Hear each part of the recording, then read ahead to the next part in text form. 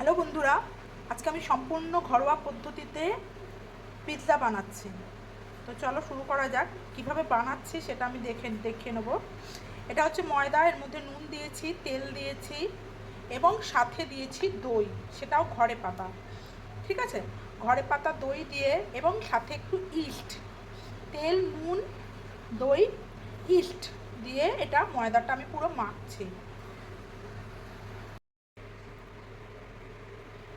ময়দাটা ঠিক একটু নরম নরম হবে, ঠিক এই রকম একটু নরম। এবার এটাকে আমি রেস্ট করতে দেবো। এখানে আমি কিছু ভেজিটেবল কেটে রেখেছি। তার মধ্যে হলো টমেটো, ক্যাপসিকাম, গাজর আর হচ্ছে আপনার বিনস। ময়দাটা আমি আধ ঘন্টার জন্য রেস্টে রাখলাম, তারপরে আমি আপনাকে দেখাচ্ছি।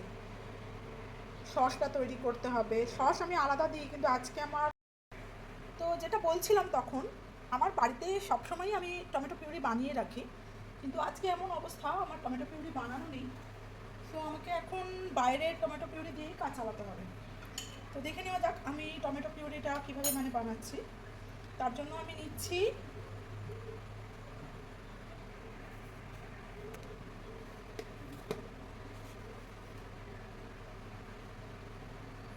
দুটো বাটি নিয়ে নিয়েছি এখানে। ঠিক আছে, একটা বাটির মধ্যে আমি আপনার বাড়িতে যে কোম্পানিরই টমেটো সস থাকে সেইটা নিয়ে নিন।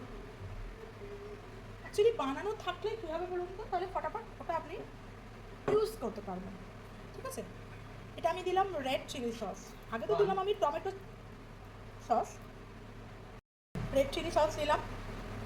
এরপর আমি আর একটা বাটিতে নেব হচ্ছে মেয়োনিজ। ঠিক আছে, তো যেটা আমি বলছিলাম, যদি আপনি আগে থেকে রেডি করে রাখেন তাহলে আপনার আর কোনো ঝঞ্ঝট থাকবে না, তখন আপনি ফটাফট নিয়ে করে দিতে পারবেন। অনেক দিন কোনো খাবার দাবারের ভিডিও দেখাইনি, তাই আমার মনে হলো আজকে যে একটা খাবারের ভিডিও বানিয়ে দেখাই, আগে যেরকম করতাম।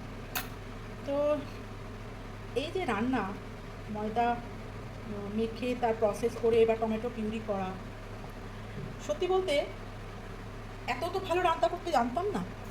যখন আমার বিয়ে হয় তখন আমি অনেক ছোট, ফলে আমি রান্না তো দূর, কীভাবে মাছের আঁশ ছাড়াতে হয় সেটাও আমি লিটারেলি জানতাম না। সেই জন্য কথাও শুনেছি। তো যাই হোক, আর লাগবে হচ্ছে রেড চিলি, আর লাগবে হচ্ছে অরিগ্যানো। তো কথা শুনেছি বলেই কিন্তু আজকে আমি শিখতে পেরেছি। কথা শুনে কাঁদতাম, কোনো অবজেকশন করতাম না, শুধু কাঁদতাম। দুটো এই যে আলাদা আলাদা ব্যাপার, এর জন্য কিন্তু দুটো আলাদা আলাদা চামচ নিতে হবে, নাহলে ম্যাশড আপ হয়ে যাবে। তো এই যে শিখেছি, কথা শুনে শিখেছি। আর এই যে ইংরেজি খাবার দাবার, এগুলো শিখেছি আমি হচ্ছে গিয়ে আমার ছেলের জন্য। এর জন্য আমি আমার ছেলেকে অনেক ধন্যবাদ জানাই, কারণ ও যে এত খাবার দাবারের